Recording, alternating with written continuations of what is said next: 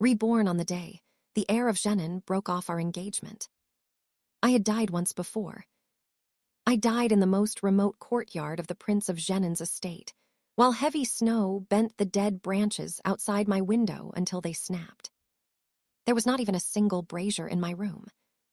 My husband in name, Pei Qingli, was sitting in a heated pavilion with his precious cousin, Liu Xiangxian, admiring plum blossoms.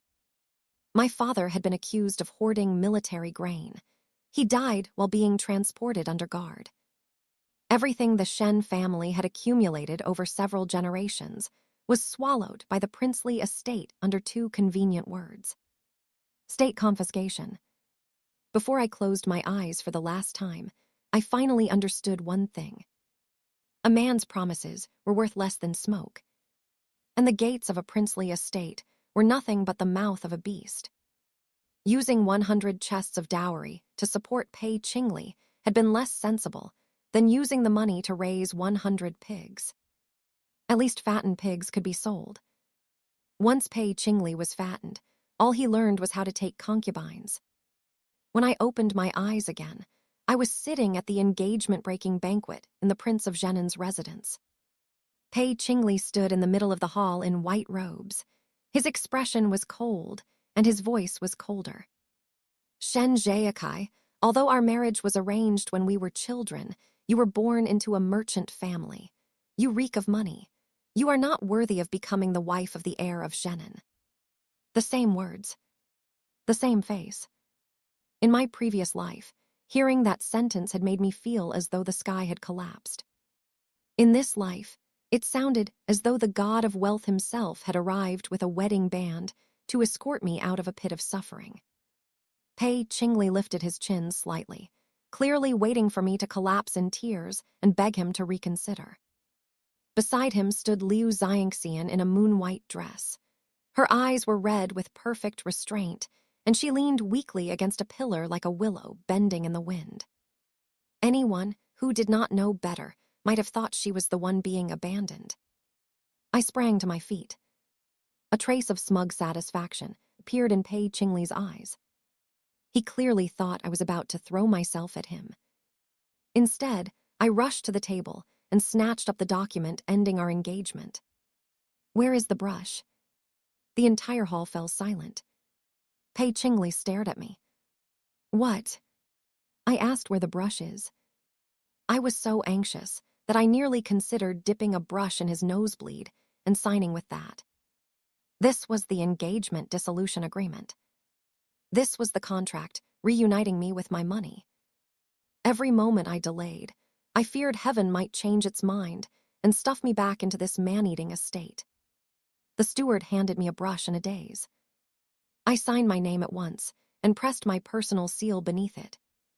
When Pei Qingli continued standing there like an ornamental pillar, I thoughtfully shoved the brush into his hand.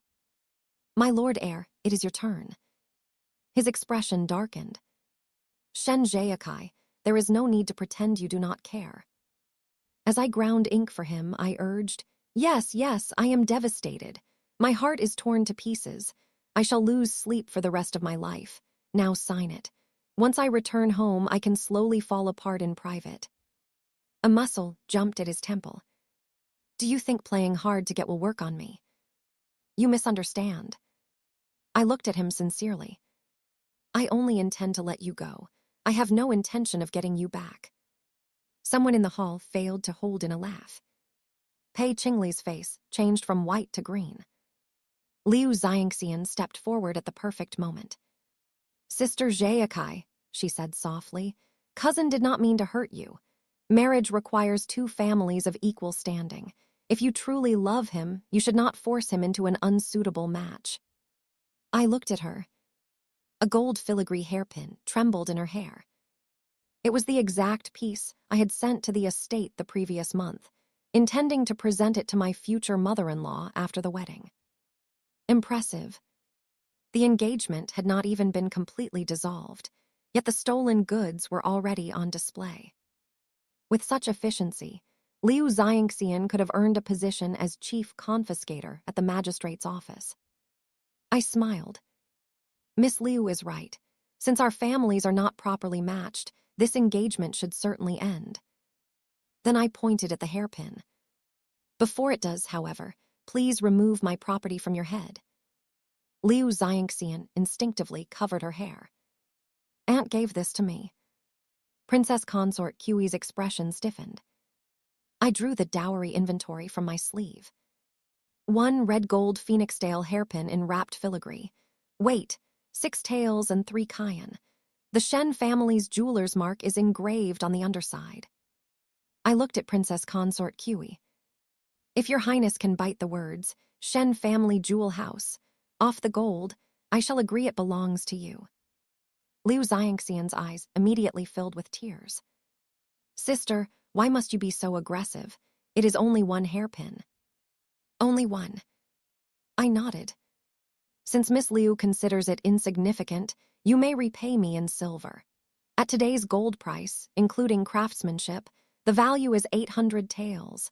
Will you pay in cash, or would you prefer a 3-year installment plan with 2% monthly interest? Liu Xiangxian opened her mouth. She even forgot to cry. I was deeply satisfied. Apparently, extreme shock could cause one's tears to stop working. Enough, Pei Qingli snapped. Not enough.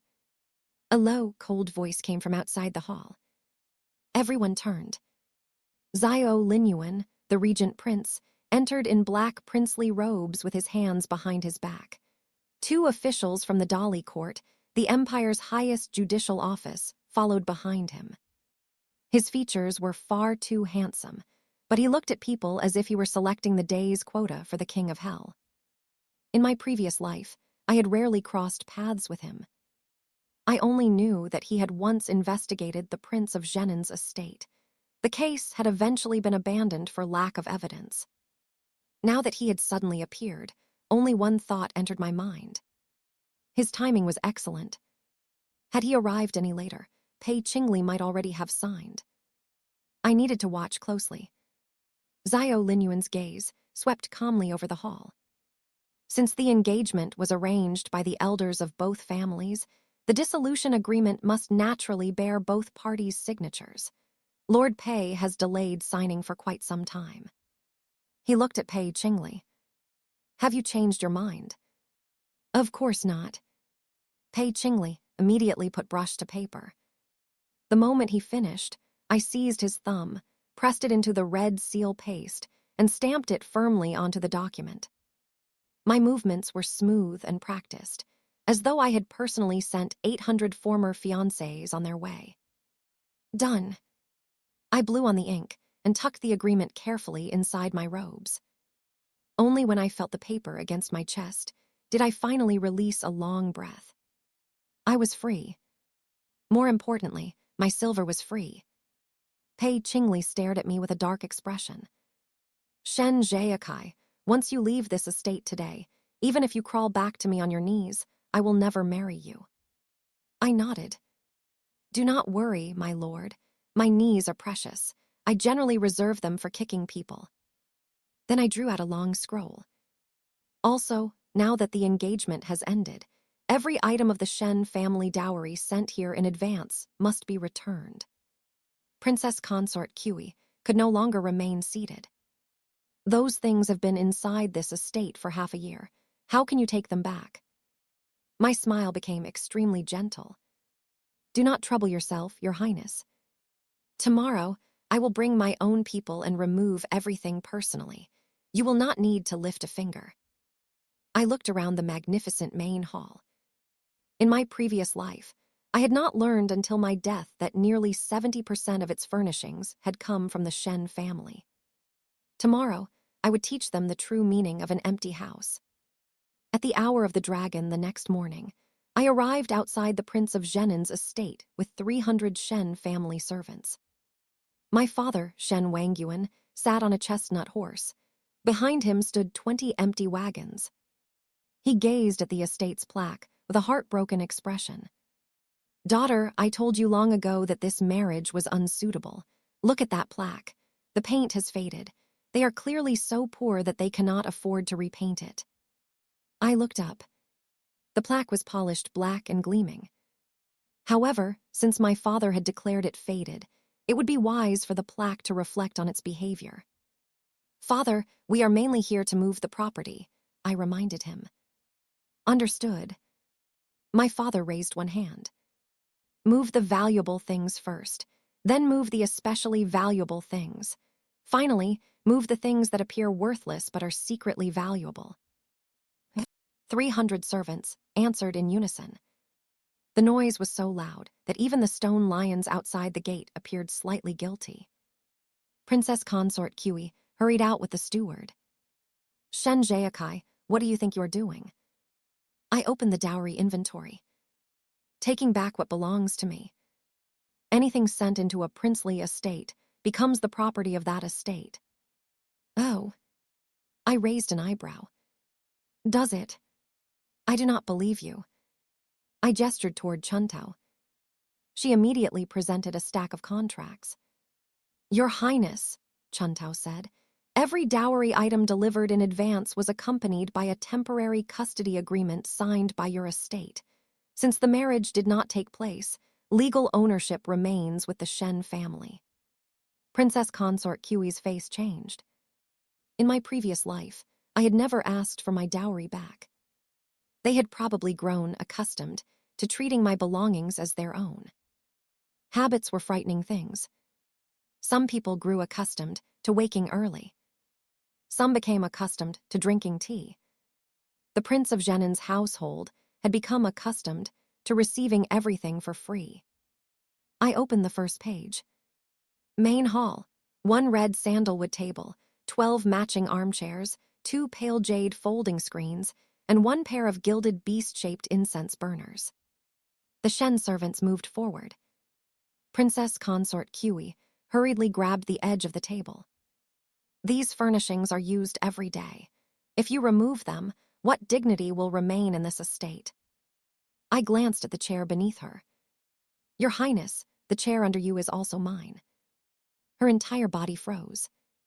I gave her a considerate smile. "If you cannot bear to stand, we can carry you out together with the chair. Since you are not part of the dowry, however, we would have to deliver you back afterward. Transportation costs would be charged separately." Chuntao immediately added, "Considering Her Highness's weight, at least 4 additional bearers would be required." Princess Consort Kui sprang up as though someone had jabbed her with a needle. I looked at Chuntao with great approval.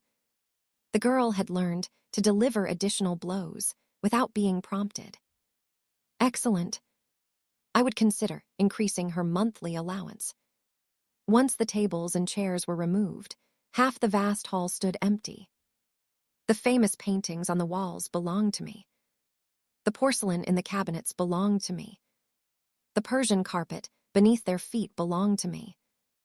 Even the half-dead coral tree near the window had been purchased by my father for 3,000 taels, merely to fill space. I walked through the estate with the inventory in hand. Wherever I passed, emptiness followed. The steward was soon drenched in sweat. "Miss Shen, surely the kitchen goods have nothing to do with your dowry." I turned to page 32. 8 refined iron woks, 120 white porcelain bowls, 60 pairs of silver chopsticks, 500 she of fragrant rice, 200 strips of cured meat. The steward's knees nearly gave way. The estate's cook came running out with a wok clutched in his arms. "Miss, this wok has been used for half a year. The bottom is already black." "That is fine." I was very generous. The Shen family does not reject its own belongings. Tears filled the cook's eyes. "But how are we supposed to prepare the midday meal?" I considered the question. "There are still trees in the rear garden. Sharpen a few branches, skewer the vegetables, and roast them over a fire. It might provide a charming rustic experience." The cook hugged the wok as though it were his long-lost mother. Unfortunately, I had no habit of helping lovers reunite. Especially not when one of them belonged to the Prince of Zhenen's estate. "Move it." Once the wok had been taken away, all that remained in the cook's arms was half a piece of firewood. He stood in the wind, looking like a poem about poverty. When we reached Princess Consort Kiwi's courtyard, Liu Xiangxian hurried toward us. She was not wearing the gold hairpin today. Instead, she wore a full set of pearl ornaments. I glanced down at the inventory. One complete set of Eastern Sea pearls. Value, 3,600 taels. Liu Xiangxian covered her head and stepped backward. Aunt gave these to me. Her Highness is very generous. I nodded. Giving away another person's belongings saves both the cost and the trouble. She bit her lip as tears gathered in her eyes.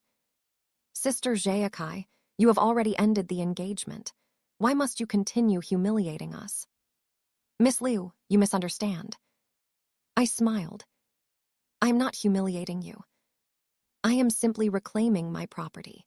If you feel ashamed, perhaps you should ask yourself why you are wearing another woman's dowry on your head. The surrounding servants lowered their faces to hide their laughter. Liu Xiangxian flushed bright red. Pei Qingli finally arrived. He had not slept. Dark shadows lay beneath his eyes, yet he still made an effort to appear superior. Shen Zheakai, have you caused enough trouble? I looked around the nearly empty courtyard. Not yet. There are still 6 horses in the stable and 4 carriages in the coach house. Those horses are already my personal mounts. The contracts say they belong to the Shen family. I can buy them. My eyes brightened. Certainly. Only a fool rejected money. I immediately ordered Chuntao to bring an abacus. 6 Western-bred horses, original cost 12,000 taels. You have used them for 6 months, so I shall deduct 1,000 taels for depreciation. However, 2 of them have lost weight under your care, requiring 3,000 taels in compensation. Including feed, stable hands, and lodging, the total is 16,000 taels. A vein throbbed on Pei Qingli's forehead. Why do you not simply rob me? I answered seriously. Robbery is illegal, business is not. His face shifted between green and white. At that moment, estate guards blocked several Shen servants carrying a jewelry chest. Her Highness has ordered that this chest cannot leave. I narrowed my eyes. A squad of black-armored guards marched through the gates. Xiao Linyuan entered behind them. He wore no princely robe today, only fitted black clothing and a sword at his waist. He looked as cold as a snowstorm sent specifically to punish wicked people. He glanced at the guards blocking the way. Anyone who unlawfully withholds another person's property may be flogged and ordered to pay twice its value. The guards released the chest at once. Xiao Linyuan came to stand beside me. What remains? I checked the inventory. The pavilion, beside the artificial mountain in the rear garden. Pei Qingli's head snapped up. You intend to move the pavilion. My father paid for it. It is built into the ground. I patted him lightly on the shoulder. Do not worry, my craftsmen are skilled. They will dismantle it cleanly. Half an hour later, nothing remained of the garden pavilion but a circle of foundation stones. Pei Qingli stood in the empty space, looking as though lightning had struck him. I watched wagon after wagon of dowry, property leave the estate. My mood was as refreshing as drinking 3 large bowls of chilled sour plum soup. Before we departed, my father waved at the steward. One more matter. Your estate borrowed 5,000 taels from the Shen banking house last month. The payment is due in 3 days. The steward's face turned deathly pale. Something shifted in my mind. In my previous life, that loan had filled the first great hole in the estate's finances. Without my dowry, I wanted to see what Pei Qingli would use to repay it. That night, Chuntao returned with news from an older servant she knew inside the estate. Miss, the Prince of Zhenen's accounts contain only 37 taels. I was counting the banknotes recovered that day. At those words, I looked up. 37. Yes. Chuntao struggled not to laugh. I heard Her Highness ate only a bowl of plain porridge for dinner because there was not a single pot left in the kitchen. They had to borrow one from the neighboring estate. I leaned back on the couch, laughing until my shoulders shook. It was only the second day. The Prince of Jenin's life of hardship had barely opened for business. The first thing I did after recovering my dowry was sleep until the sun stood high in the sky. In my previous life, after marrying into the estate, I had risen before dawn every day. I first attended Princess Consort Kui during breakfast, then handled the household accounts, and finally prepared Pei Qingli's clothes. Now there was no mother-in-law, no husband, only 100 peaceful chests of dowry resting in my storerooms. When I woke, even the sunlight seemed better behaved than it had been in my previous life. After lunch, I summoned every Shen family manager to the residence. My father sat in the main seat with a benevolent smile. What does my daughter plan to do? I spread a map of the capital across the table. Open a commercial house. In my previous life, many things would change in the capital over the next 3 years. Large numbers of women would lose husbands to war or failed business ventures and be forced to support their households alone. Yet most banking houses refused to lend money to women, and few shops employed female managers. I intended to establish a commercial institution specifically serving women. Women would be able to deposit silver, apply for loans, learn trades, and place embroidery, cosmetics, or homemade foods on consignment. I also planned to establish ready-made clothing shops, freight companies, and affordable restaurants. When I finished, my father struck the table. Excellent. Every teacup jumped. I shall give you 100,000 taels as starting capital. There is no need. My dowry is sufficient. 150,000. I truly do not need it. 200,000. Any less would mean you look down on your father. I was silent for a moment. There was a particular kind of paternal love in which refusing money was treated as a personal insult. Then 200,000 taels. My father immediately beamed. That is my good daughter. Chuntao murmured. In other families, when fathers and daughters argue over money, the daughter wants it and the father refuses. In our family, it is the opposite. I nodded. This proves that choosing where to be born is a technical skill. 3 days later, Zheakai Commercial House officially opened. My father originally planned to scatter 1,000 taels worth of banknotes in front of the entrance to attract customers. I stopped him immediately. Father, the wind is strong.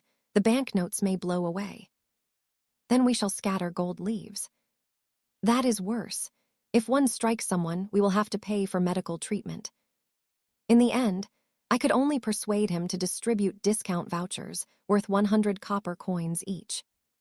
My father stood by the entrance looking deeply disappointed, as though he had missed the opportunity to knock the entire capital unconscious with money. On its first day, Zheakai Commercial House was packed with customers. The women's banking house required no guarantee from a husband's family. Any woman with a stable trade or property could apply for a loan. The clothing shop displayed ready-made garments in a variety of sizes, allowing customers to purchase clothing without waiting half a month for measurements and sewing. The consignment counters allowed ordinary women to sell embroidery and pastries. Within an hour, a long line stretched beyond the doors. I stood on the second floor, watching the numbers in the account book rise. My mood was sweeter than honey. Men could change their hearts. Silver did not. If properly managed, it even gave birth to many smaller pieces of silver. At noon, Liu Xiangxian arrived outside the commercial house with several noble young women. She was dressed in white again, and her complexion was so pale that she looked as though someone had fished her out of a flour barrel. Sister Zheakai, a woman's proper duty is to support her husband and raise her children. Showing yourself in public like this is deeply improper. I set down my abacus. Miss Liu's instruction is wise. Triumph flashed through her eyes. I continued, fortunately, I have neither a husband to support nor children to educate. I can devote all my attention to earning money. The customers burst into laughter. Liu Xiangxian pressed her lips together. You are only successful because the Shen family is wealthy. Yes, I admitted it without hesitation. My father is wealthy. I am also wealthy. How did Miss Liu fail to notice something so obvious until today? Her breathing caught. After a moment, she pointed toward an empty shop across the street. I have already selected that property for an embroidery workshop. In the future, it remains to be seen whose business will prosper. I followed her finger. The shop had an excellent location and belonged to relatives of an assistant minister in the Ministry of Revenue. In my previous life, Liu Xiangxian had used that embroidery workshop to establish her reputation as a talented young lady. Unfortunately, all of her so-called masterpieces had been produced by embroiderers she threatened and exploited. I turned to my manager. How much is the shop across the street worth? Approximately 8,000 taels. Buy it. Liu Xiangxian's expression changed. The owner already agreed to lease it to me. You wish to lease it, I wish to buy it. There is no conflict. You are deliberately opposing me. No. I shook my head sincerely. I simply have money. Within half an hour, the title deed was delivered into my hands. Liu Xiangxian's eyes reddened with fury. One of the noblewomen beside her advised quietly, Xiangxian, perhaps you should choose another shop. Liu Xiangxian clenched her teeth. The capital's embroidery competition will be held in 3 days. I will show everyone that true ability cannot be purchased with silver. Then she turned and left. I watched her go without the slightest concern. Had she behaved herself, I would have needed to search for an opportunity to deal with her. Now she was delivering her face directly into my hand. If I did not slap it, would I not be betraying her filial devotion? That evening, Xiao Linyuan came to the commercial house. The guard behind him carried a wooden box. Congratulations on the opening, he said. I accepted the box and lifted the lid. Inside lay a deed to a mine. My fingers paused. Your Highness, is this not too valuable for a congratulatory gift? It is not a gift. Then what is it? An investment. I folded the deed and tucked it into my sleeve so quickly that one might think I feared it would catch a chill. Since it is a business partnership, I cannot refuse. The corner of Xiao Linyuan's mouth lifted. The sight of his smile caused my heart to jump for no sensible reason. I quickly suppressed the feeling. A man's smile was not necessarily reliable. The official seal on a property deed was. I ordered someone to bring a partnership agreement. What share does your Highness require? 10% will be sufficient. I looked at him suspiciously. A whole mine for only 10%. I do not lack silver. He paused, his gaze settling on my face. I lack a reason to visit you often. My hand trembled. A drop of ink fell onto the contract. Remarkable. This man looked like ice, yet when he spoke, he threw burning coals directly into a person's heart. I lowered my head and tried to repair the ink mark. Your Highness has chosen a very expensive reason. I own 3 more mines. I looked up. From this day forward, Your Highness shall be the most honored partner of Zhayakai Commercial House. Feelings could be examined slowly. Mines should never be left waiting outside the door. The embroidery competition was held in the capital's largest flower garden. Most contestants were noble young women or renowned professional embroiderers. The moment Liu Xiangxian arrived, praise surrounded her. She wore a pale pink dress and carried an embroidered image of peonies. The flowers were layered and delicate. From a distance, one could almost imagine their fragrance. The young noblewomen around her exclaimed in admiration. Miss Liu's embroidery is truly unequaled. No wonder the heir of Zhenin regards her so highly. Some people may possess 10,000 measures of wealth, but genuine talent cannot be purchased. The final remark was spoken especially loudly. Clearly, it was intended for me. I lowered my gaze toward the embroidery I had brought. It showed a white cat with a crooked head. Its left eye was large. Its right eye was small. Each of its 4 legs appeared to have chosen a different destination. Chuntao stared at it for a long time. "Miss, is this a cat?" "What else would it be?" This servant thought it was a crab that had just crawled out of a cooking pot. I was silent for a moment. Art requires imagination. In truth, I had no talent for embroidery. I had not entered the competition to win. I had come to watch Liu Xiangxian embroider herself into a coffin. When the competition began, the judges first inspected each finished piece. Then every contestant was required to complete a small unfinished section on the spot to prove the work was truly her own. When Liu Xiangxian heard the rule, her face visibly paled. Delight bloomed inside me. The rules were the same as in my previous life. At that time, she had bribed one of the judges in advance, and the live demonstration had been cancelled. In this life, that judge had been arrested by the Dali court the previous day for accepting bribes. His replacement was an imperial embroiderer recommended by Xiao Linyuan. Liu Xiangxian held the needle, but did not move. The judge prompted her. "Miss Liu, please complete this leaf in the lower right corner." She took a deep breath and forced herself to begin. Her first stitch entered from the wrong direction. Her second formed a knot. With her third, she sewed her sleeve directly to the embroidery cloth. The garden slowly fell silent. I was forced to restrain myself with great difficulty. If I held my laughter much longer, I feared I might suffer internal injuries. Eventually, Liu Xiangxian completed the leaf. The exquisite peony painting now possessed a lump of green thread in the lower corner that looked as though a cow had chewed it. The judge frowned. "Miss Liu, did you truly create this work?" Tears filled her eyes. "I am unwell today. My performance has suffered." "I see." I stepped forward. She immediately regarded me with suspicion.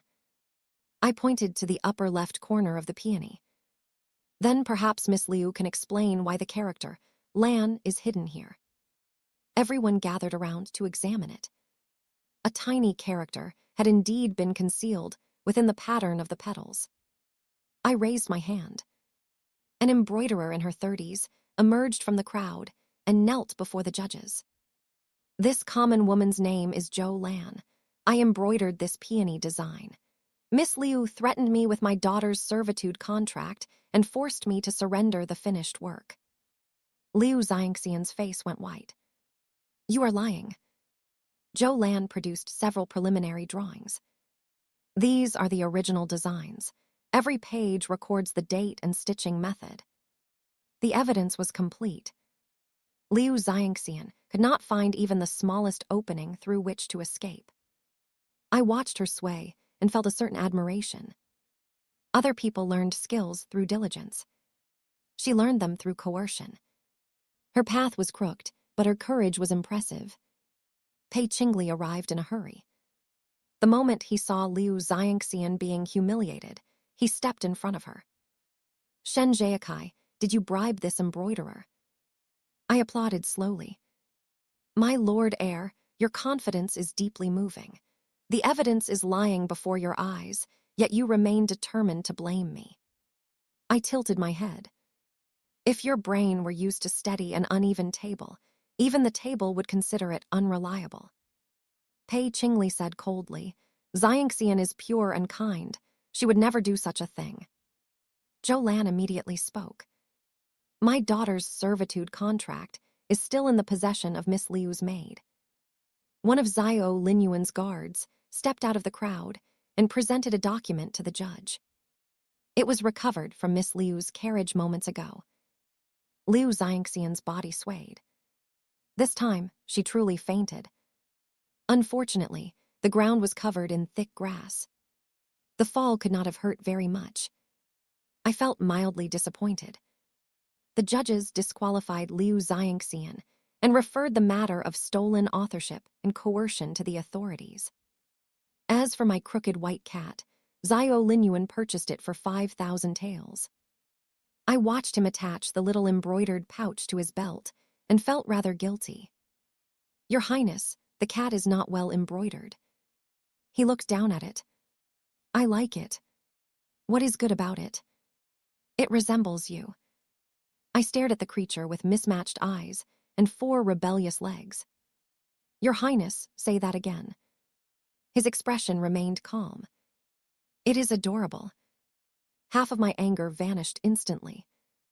The remaining half disappeared on its own when I saw the 5,000 tael banknote. That evening, shortly after I returned to the Shen residence, an invitation arrived from the palace. In 3 days, the Empress would host a flower-viewing banquet for the noblewomen of the capital. Chuntao handed me the invitation. I heard Princess Consort Kui will attend. I touched my chin thoughtfully. The princely estate had just suffered a public disgrace. At the palace banquet, they would certainly attempt to recover their reputation. That suited me. Dealing with one opponent at a time was inefficient. A palace banquet offered the perfect opportunity for bulk processing. On the day of the banquet, I wore a pale gold dress. Chuntao asked why I had not chosen something more restrained. When one goes to collect a debt, I explained, one should dress like a creditor. After I entered the palace, Princess Consort Kui was the first to attack. She glanced at the jade bracelet on my wrist. Miss Shen has become increasingly fond of luxury since the engagement ended. A woman ought to value virtue. Covering oneself in gold and jewels is rather vulgar. I looked at her bare wrist. She had once worn one of my red gold bracelets there. Now that I had reclaimed it, only a faint indentation remained. I understood at once. She did not dislike gold or jewels. She merely disliked seeing them on someone else. I smiled. Your Highness is correct. Gold and silver are indeed vulgar. In that case, when do you intend to repay the 5,000 taels you borrowed from the Shen banking house last month? The surrounding conversation stopped. Princess Consort Kui's expression stiffened. Discussing money at a palace banquet is disgraceful. If the debtor may attend, why should the creditor be forbidden from speaking? The Empress coughed lightly from the upper seat. It sounded suspiciously like suppressed laughter. Princess Consort Kui turned her face away. Pei Qingli stood among the male guests. Shen Zheakai, you cannot speak 3 sentences without mentioning silver. You truly reek of money. That was exactly the sentence I had been waiting for. I accepted an account book from Chuntao. Since my lord heir despises the smell of money so deeply, he must be eager to repay every debt the Prince of Zhenen's estate owes to Shen family businesses. I opened the ledger and read each entry aloud. Last May, the estate purchased 8,000 taels of silk. Last July, repairs to the secondary residence cost 4,600 taels. Last October, the estate purchased fine horses worth 12,000 taels. Including the 5,000 tael loan and accumulated interest, the total debt is 31,872 taels. I closed the book. Will my lord heir pay in silver, or shall the estate settle the debt with property? Pei Qingli's face turned iron gray. Those were gifts you willingly gave the estate. There are contracts, seals, and the steward's signature. I raised a hand, and Chuntao displayed the evidence. If my lord heir believes the agreements are invalid, we may ask the Dali court to judge the matter. Zio Linyuan sat below the emperor. He lifted his eyes. We can. Pei Qingli's expression became even uglier. The emperor looked at me with open amusement. Miss Shen came to a palace banquet carrying account books. I bowed respectfully. Your Majesty, debtors do not choose an appropriate occasion before failing to repay. A creditor cannot afford to be particular about the day she collects. The emperor laughed aloud. Reasonable. Princess Consort Kui hurriedly said, Your Majesty, the Shen family are only merchants, yet they use their silver to pressure a princely household. They possess no respect for rank. I blinked. If your highness considers merchants beneath you, then from this day forward, you should stop eating rice sold by merchants, wearing cloth woven by merchants, and riding in carriages built by merchants. It would be best if you stopped using silver as well. After all, most craftsmen who cast silver ingots are commoners. Several officials' wives lowered their heads to hide their laughter. The Empress smiled. Miss Shen's words are not without reason. Merchants pay taxes according to the law and supply the needs of the people. They should not be abused without cause. I bowed at once. Her Majesty is wise. Pei Qingli suddenly said, "You only behave this boldly because the regent prince supports you." Before I could answer, Zhao Linyuan placed down his wine cup. She does not require my support. She stands perfectly well on her own. Something stirred softly in my chest. Pei Qingli clenched his jaw. Why does your highness repeatedly defend a merchant woman? Zhao Linyuan looked at him. His tone remained calm. Because I am courting her. Wine cups struck the ground one after another. I nearly sprayed fruit wine across the table. Was this man not being too direct? I had assumed he would at least finish delivering the other 3 mines before discussing feelings. Pei Qingli's entire face went rigid. She was once my fiancée. Once. Zhao Linyuan spoke evenly. And you were the one who ended the engagement. Pei Qingli opened his mouth. No words came out. I found his expression extremely satisfying. Few things in the world were more entertaining than watching a man discard a piece of gold, only to discover someone else examining it with a magnifying glass. After the banquet, Pei Qingli stopped me outside the palace gates. Shen Jiakai, did you deliberately approach the regent prince to take revenge on me? I stared at him for a moment. His self-importance had advanced beyond the abilities of ordinary physicians. A Taoist priest might be required. My lord heir, I said earnestly, does your mirror become tired each morning? He frowned. What does that mean? It must exert tremendous effort to contain a face as large as yours. I walked around him and entered my carriage. On the way home, Chuntao handed me a secret letter. 3 southern provinces had received no rain for 2 consecutive months. In my previous life, the drought had continued for half a year. Within 3 months, the price of grain had increased 5-fold. The Prince of Zhenen's estate had made a fortune by storing grain in advance and selling it during the disaster. I lifted the carriage curtain and looked toward the distant princely estate. Excellent. Pei Qingli had just finished offering his face for humiliation. Now he was preparing to offer evidence of his crimes. After receiving news of the drought, I immediately mobilized the Shen family's merchant caravans. I did not rush to seize every grain supply available. Instead, I purchased grain gradually from the unaffected northern and western regions, then transported it by water to warehouses near the capital. Buying too aggressively would have raised prices in advance. The common people would have been the ones to suffer. A month later, news of the southern disaster reached the capital.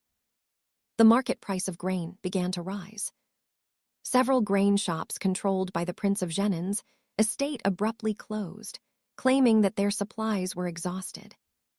In reality, they had hidden their stock in country estates outside the city and intended to wait until prices climbed further. On that same day, I opened the Shen family granaries. Each household could purchase a fixed amount of grain by presenting its registration papers. The price was only 10% higher than usual. The moment the announcement was made, people crowded toward the granaries. To prevent resale, I ordered the managers to record every buyer's name and give priority to elderly people, children, and poor families. 5 large words were printed on every Shen grain sack. We do not charge heartless prices. My father studied the words with great satisfaction. The characters are large enough to be seen from a li away. I nodded. That is the point. Certain heartless merchants need a clear view. The following day, Pei Qingli arrived at the granary with officials from the capital prefecture. He stood before the crowd and declared loudly, "The Shen family accumulated enormous quantities of grain before news of the drought arrived. They must have learned of the disaster in advance. This is deliberate hoarding for profit, and the granaries should be sealed." Unease spread through the crowd. I walked out of the warehouse. "My Lord Heir speaks beautifully." He gave a cold laugh. "You finally admit it. I was praising your courage." I gestured toward Chuntao. "You know that your own backside is covered in mud, yet you still stand before a crowd accusing someone else of dirty shoes. Ordinary people do not possess such courage." Chuntao and several servants carried out multiple account books. I opened the first. The Shen family's purchase prices, sources, transportation costs, and selling prices are recorded here. We earn only 50 copper coins per she of grain, enough to pay the workers. I opened the second. As for the Prince of Zhenen's estate, it purchased 80,000 she of grain at low prices within half a month, and divided it among 3 estates outside the capital. Pei Qingli's expression changed sharply. "You are lying." "Oh." I tilted my head. "Are you certain?" I turned toward the prefectural officials. "If you do not believe the records, send men to investigate." At that moment, a strong gust swept across the street. Several wagons from one of the princely estate's country properties happened to pass the intersection. The wind lifted the coarse cloth covering one wagon. Grain sacks were revealed underneath. Each was clearly marked, "For the exclusive use of the Prince of Zhennan's estate." The crowd erupted. I gazed at the enormous characters and sighed with appreciation. Some evidence was remarkably considerate. It required no interrogation, no threats. One gust of wind, and it stood up to accuse its master on its own. Angry questions rose from the crowd. If the estate has grain, why did its shops close? Were you waiting until we starved so you could raise the price? The Shen family sells grain cheaply, yet you came to seal their granary. Is there no justice? Pei Qingli retreated beneath the force of their anger. "That grain is military supply," he shouted. "It cannot be sold privately." "Military supply." Xiao Linyuan's voice came from behind us. He arrived on horseback with a detachment of imperial guards. The Ministry of War allocated only 50,000 she of grain to the Zhenan army this year. His eyes settled on Pei Qingli. "Why does the estate possess 80,000 she in its private warehouses?" Pei Qingli went completely still. Inside my heart, I applauded him. With a single lie, he had successfully transformed price manipulation into theft of military grain. This was self-destruction of the highest quality. A man who refused to turn back before striking a wall, then kindly buried himself beneath the wall after the impact. Xiao Linyuan ordered the estate granaries sealed pending investigation. The common people resumed, lining up outside the Shen warehouses. After purchasing grain, an elderly woman insisted on giving me a basket of eggs. I could not persuade her otherwise, and finally accepted them. Xiao Linyuan looked at the basket. "You appear pleased." "Of course." I touched one of the eggs. "These were given sincerely by ordinary people. They are worth far more than the empty righteousness spoken by certain others." He nodded. "You did well." I looked at him. "Do you not think I purchased grain in advance to profit from the disaster and build my reputation? If you wanted profit, you could have charged 5 times the price." He looked toward the waiting families. "You did not." I smiled. This man was indeed more pleasant to look at than Pei Qingli. At the very least, his brain remained where it belonged. That night, Xiao Linyuan and I inspected the grain warehouses outside the city. He told me that, Although part of the Prince of Zhenan's property had been sealed, Pei Qingli still controlled a private force. He may attack your merchant caravans. Not may. I drew a map from my sleeve. He has already arranged an ambush at Blackwind Ridge. Xiao Linyuan looked at me. How do you know? I could not tell him that Pei Qingli had used the same method to seize another merchant caravan in my previous life. I therefore adopted a mysterious expression. A merchant's intuition. He did not press me. What do you intend to do? I pointed to Blackwind Ridge. Send him a shipment of grain. Xiao Linyuan raised an eyebrow. I smiled with exceptional kindness. The wagons will be grain wagons. What they contain is another matter. 3 days later, 20 Shen grain wagons left the capital. We ensured that news of the shipment spread widely. Nearly everyone in the city knew the grain was worth 100,000 taels and would be delivered to the southern disaster zone. Naturally, Pei Qingli knew as well. That night, the caravan reached Blackwind Ridge. Torches suddenly appeared on both sides of the mountain road. Hundreds of masked men rushed from the forest and surrounded the wagons.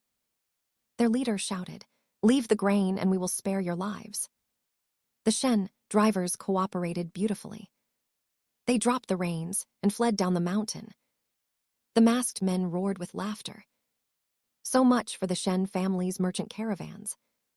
I sat on a distant hill with a slice of watermelon in my hands. Chuntao crouched beside me. "Miss, they look very happy." I took a bite of the melon. It is the final laugh of their lives.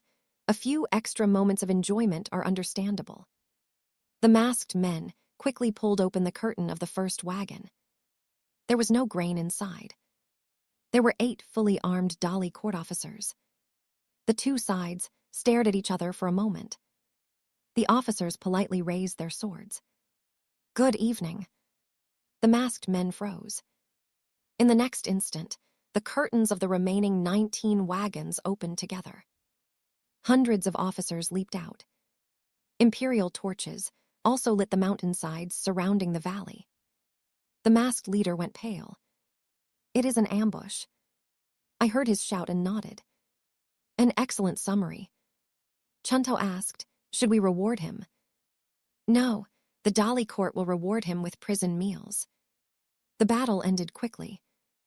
Xiao Linyuan personally captured the leader and found a token from the Prince of Zhenan's estate inside his robes.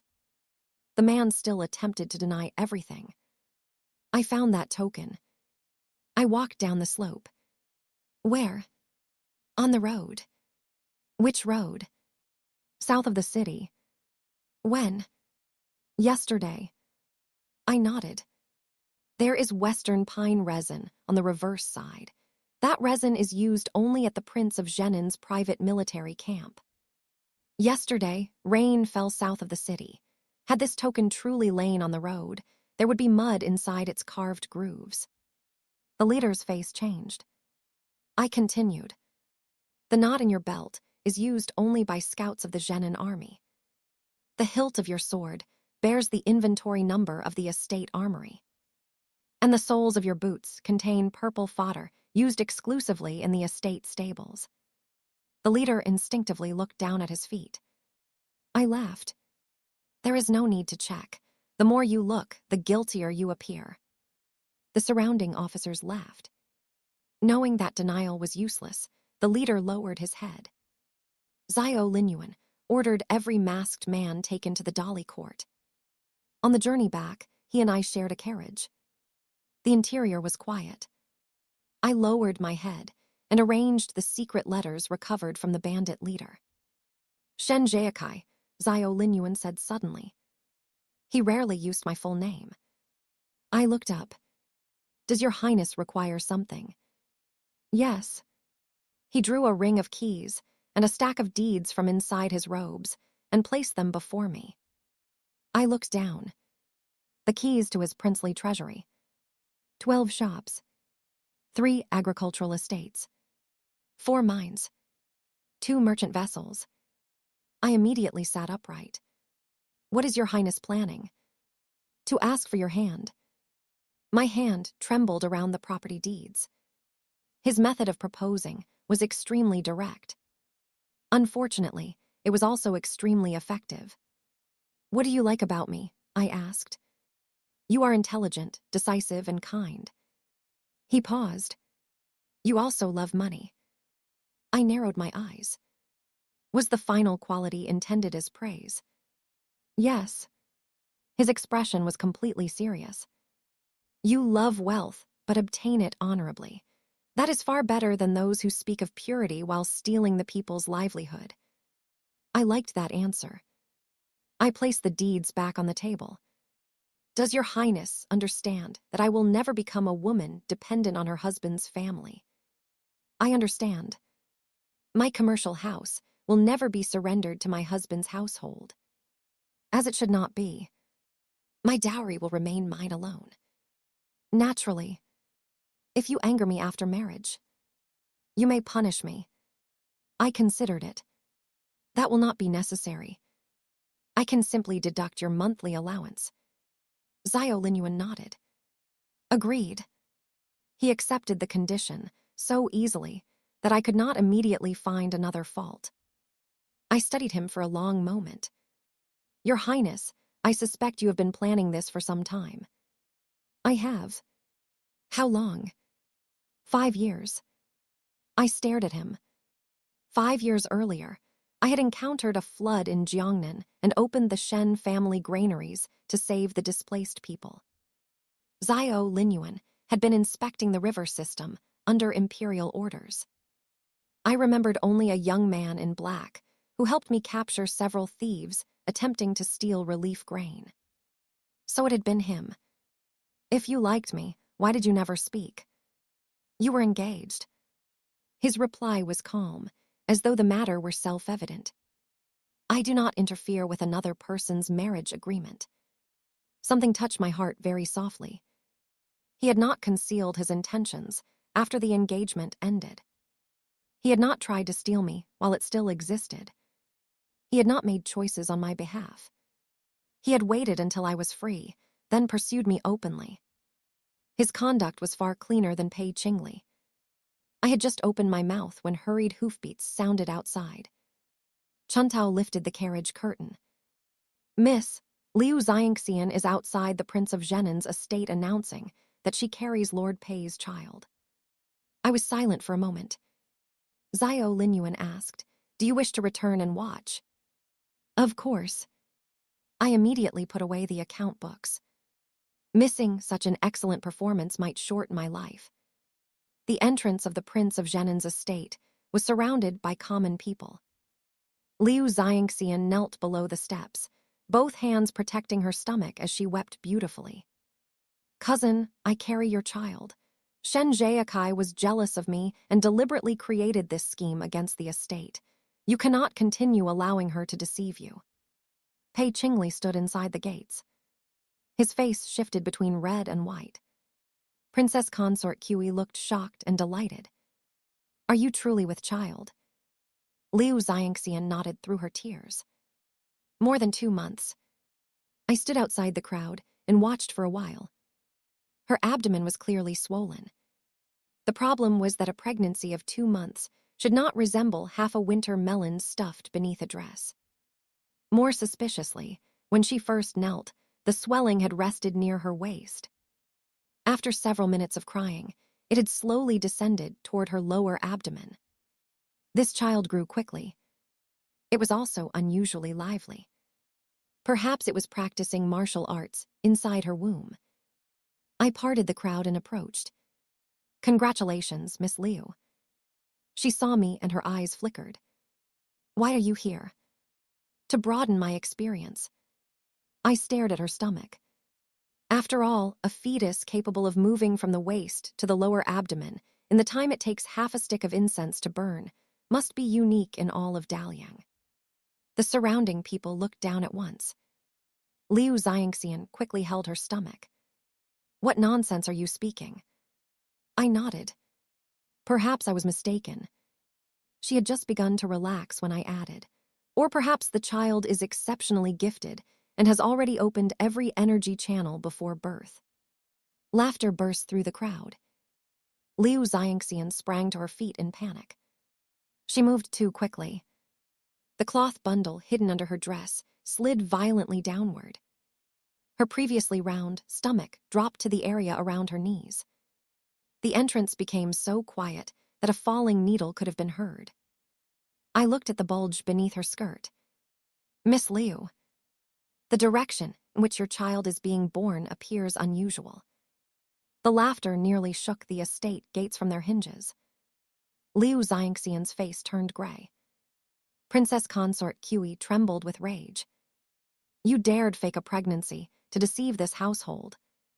She raised her hand and ordered servants to seize Liu Xiangxian. Wait. I stepped forward. Miss Liu's false pregnancy is certainly wrong, but she also claimed that I framed the estate. I looked at her. Let an imperial physician examine her, then she can explain her accusation properly. Xiao Linyuan had already sent for a physician.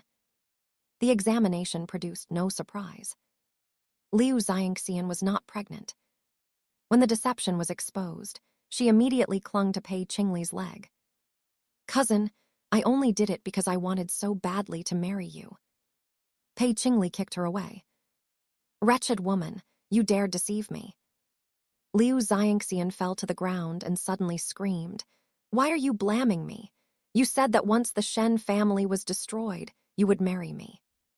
Pei Qingli's expression changed. My eyes brightened. The performance had finally reached its finest scene. Mutual destruction. Liu Xiangxian had clearly panicked beyond reason. You ordered the steward to transport the military grain through the secret passage south of the capital. I delivered the message for you. Silence, Pei Qingli shouted. You also said southern border merchants would take the grain and pay enough silver to save the estate. She continued crying and revealed every secret she knew. I almost felt reluctant to interrupt. Her self-incrimination was so fluent that she must have practiced many times in private. Xiao Linyuan raised one hand. Dali court officers immediately sealed the estate. Pei Qingli turned to leave, but was stopped by guards. He looked at me fiercely. Shen Jiakai, you arranged all of this. I spread my hands. I did not teach Miss Liu to fake a pregnancy. I certainly did not teach her to memorize your criminal evidence as though it were a collection of love letters. Xiao Linyuan ordered the southern passage searched. Within 2 hours, officers discovered enormous quantities of military grain, correspondence with a Southern Border Merchant Association, and a forged seal of the Ministry of War. Pei Qingli and Princess Consort Kui were placed under guard.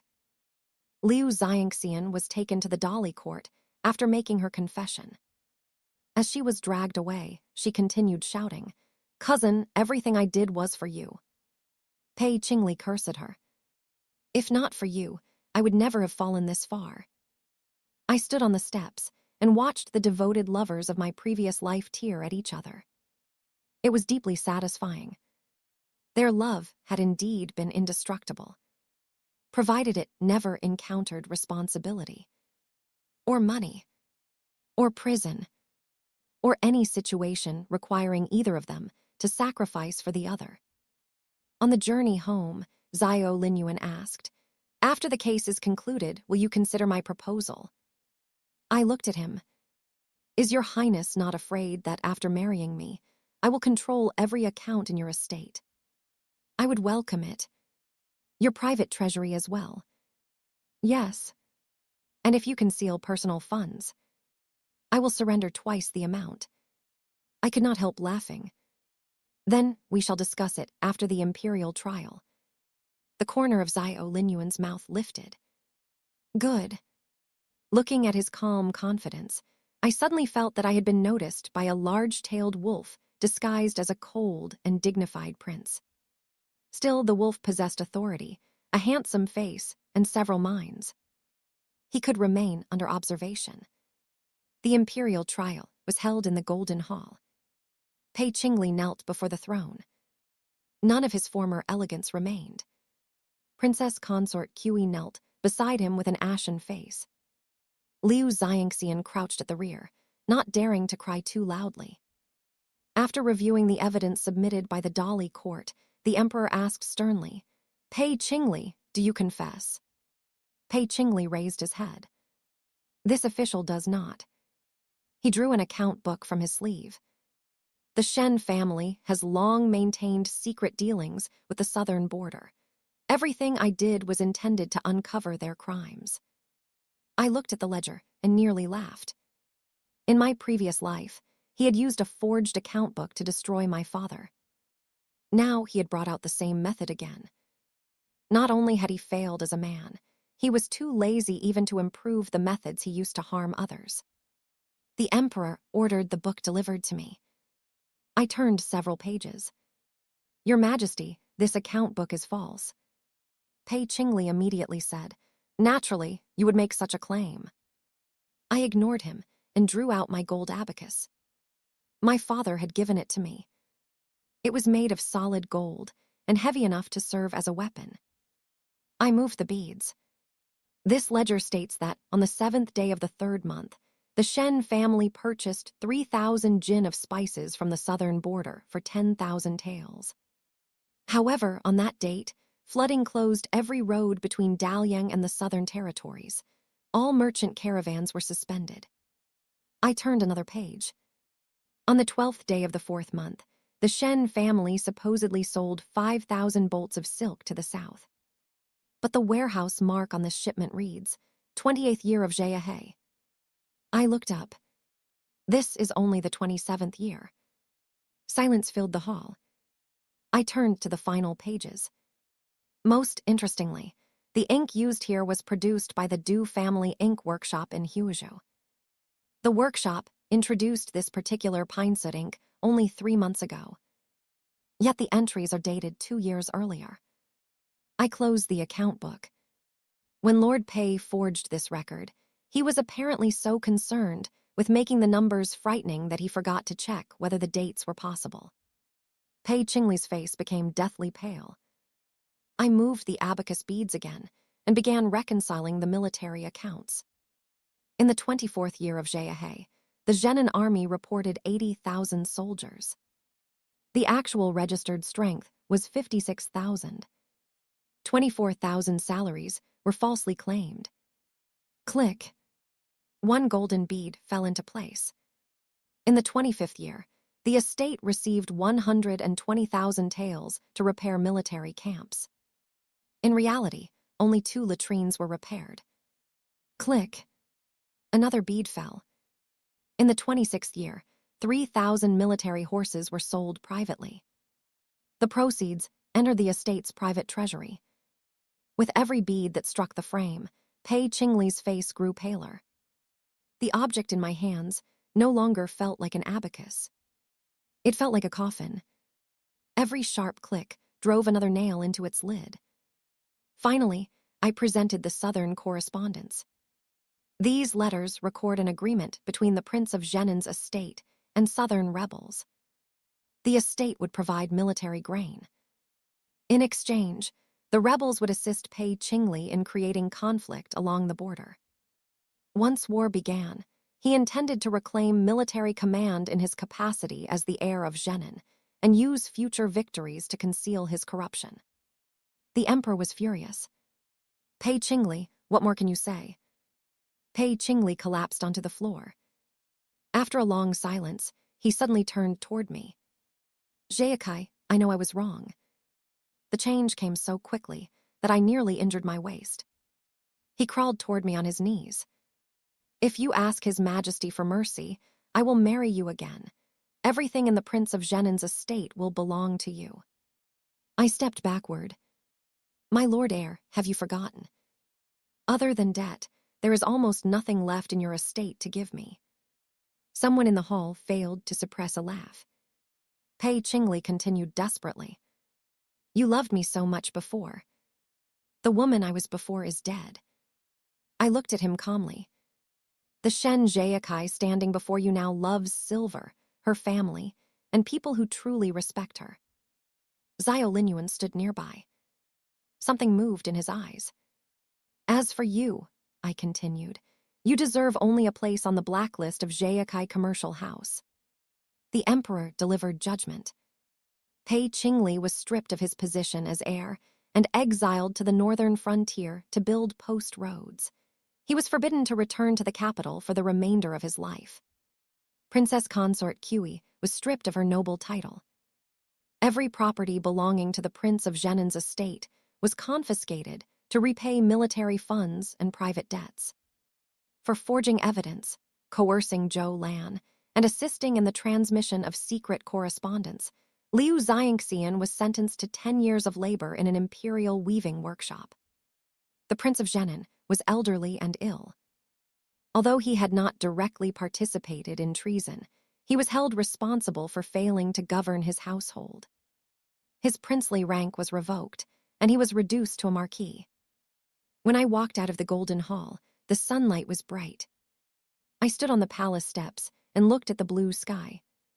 The pressure that had remained inside my chest since my previous life finally disappeared. I did not cry. Tears were unlucky on such a festive day.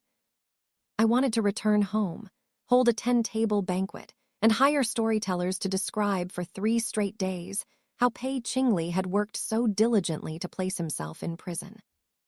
Xiao Linyuan came to stand beside me. The case is over. I nodded. And I may ask for your hand now. I turned toward him. How much betrothal wealth has your highness prepared? 200 ceremonial loads. I fell silent. Is that too little? He asked. That depends primarily on what is inside them. 3 days later, the regent prince's betrothal gifts arrived at the Shen residence. The first load contained gold. The second contained jewels. The third through the 50th contained property deeds, shops, and agricultural estates. The 51st through the 100th contained antiques, paintings, and rare medicines. The remainder held mines, fleets of merchant ships, and banknotes from every region of the empire. My father and 12 accountants spent 2 full hours examining everything. At last, he closed the ledger with a grave expression. His Highness's family circumstances are acceptable. Xiao Linyuan asked, May I marry Zheyakai? My father stroked his beard. You are barely worthy of one of my daughter's earrings. Xiao Linyuan was silent for a moment. Then he produced another property deed. This is a gold mine in the Western Hills. My father immediately seized his hand. My excellent son-in-law, when shall the wedding take place? Standing nearby, I gained a profound understanding of the phrase, a father's love is like a mountain. In my father's case, the mountain was filled entirely with gold. The wedding was set for 3 months later. On the day of the ceremony, red bridal decorations stretched for 10 li across the capital. Every one of my original 100 dowry loads remained intact. My father increased the number to 188. Xiao Linyuan handed me the keys to the entire regent prince's treasury. Everything in the estate is yours to manage. I weighed the keys in my palm. Including your highness. Including me. On our wedding night, he sat beside the red bridal bed with his usual cold and disciplined expression. Only the tips of his ears were slightly red. I walked toward him. Your highness, are you nervous? No. Oh. I lifted an eyebrow. Are you certain? I do not believe you. I touched one of his ears. In the next instant, he pulled me into his arms. The red candles flickered. Does my princess believe me now? He asked quietly. I rested against his chest and listened to his very obvious heartbeat. I believe half of it. And the other half. That depends on your future performance. He lowered his head and kissed me. I had intended to remind him that 3 account books required examination the following morning. Then I reconsidered. The account books would not run away. And one could not spend a wedding night discussing only business. Occasionally conducting a transaction that involved no silver could also be considered a healthy adjustment to life. After our marriage, Jayakai Commercial House continued to expand. Women's banking houses opened throughout Dalian. I established schools for girls, where women were taught mathematics, commerce, and medicine. During years of disaster, the Shen family and the regent prince's estate opened their granaries together. On ordinary days, I earned money. Xiao Linyuan arrested anyone who attempted to steal it. Our cooperation was excellent. As for the people from my previous life, each found a suitable destination. Pei Qingli was sent to the northern frontier to construct post roads. I heard that he tore the skin from his hands on his first day and cried that he was the heir of the Prince of Zhenan. The overseer reminded him that he was now merely convict Pei. Later, when the local people saw him carrying a hoe every day, they gave him a new name. Pei Wenho. Children in the north even created a song. Pei Wenho, he loved to boast. He threw away a mountain of gold and now he builds the roads. The song reportedly became extremely popular. Liu Xiangxian was sent to the imperial weaving workshop. Every day, she was required to embroider 4 words onto grain sacks. Honesty is the foundation. Because her embroidery was so poor, she ruined 300 sacks during her first year. 2 additional years were added to her sentence. To repay her debts, Lady Qi opened a porridge stall outside the capital. I arranged for a shipment of porcelain bowls to be delivered to her. 4 words had been fired into the bottom of every bowl. Debts must be repaid. When she saw them, she became so furious that she could not eat for 3 days. Upon hearing the news, I immediately sent 2 additional sacks of rice. It was not because I had grown soft-hearted. If she fainted from hunger, she would be unable to see the words at the bottom of the bowls. Chuntao later married the commander of Xiao Linyuan's personal guards. One gathered information. The other arrested people. The citizens of the capital privately called them the shameless pair of jade discs. My father became the foremost imperial merchant. His greatest daily problem was deciding how to fit the gold and silver sent by Xiao Linyuan into Shen family storerooms that were already overflowing. 2 years later, I gave birth to twins, a boy and a girl. During the traditional first birthday selection ceremony, my son seized a military command token with one hand and an abacus with the other. Xiao Linyuan was deeply satisfied. My daughter crawled directly into a chest of gold ingots and refused to come out. My father became so excited that he immediately announced he would give her 30% of the family's Jiangnan properties. Watching the practiced manner in which my daughter embraced the gold, I felt certain that the Shen family bloodline remained strong. One night, Xiao Linyuan held me in the courtyard. The white cat he had once bought for me lay on my lap. It had grown into a round ball of snow-white fur. "Do you regret ending your engagement?" he asked. I leaned against him and played with the keys to the princely treasury. "I regret it." His body stiffened slightly. I smiled and continued. "I regret not ending it earlier in my previous life." Xiao Linyuan tightened his arms around me. "No one will ever give you reason to regret again." I raised my head and kissed his jaw. "Your Highness has performed well recently. Is there a reward?" "I shall increase your monthly allowance by 10 taels tomorrow." He was silent for a moment. "My princess, I own 2 more silver mines." I corrected myself immediately. "The reward is doubled." Moonlight covered the courtyard. The white cat purred comfortably. Resting in the arms of the person I loved, I remembered the engagement banquet that had changed my fate and felt nothing but gratitude. What was the point of using 100 chests of dowry to support a worthless man? Spend the money yourself. Earn even more. And while doing so, find a husband with mines, authority, a handsome face, and the good sense to surrender his private funds voluntarily. That was a life worth living. The legend of Shen, Jayakai, continued to spread throughout Dalian. Some people said I reeked of money. I did not mind. The sound of silver striking silver was far more pleasant than the bitter words of jealous people. And everyone who had once attempted to step on me eventually became a joke in the stories performed at tea houses. My happiness was built upon the safety of my family, the peace of the people, and the misfortune of my enemies. It was extremely secure, extremely enduring, and extremely satisfying. The end.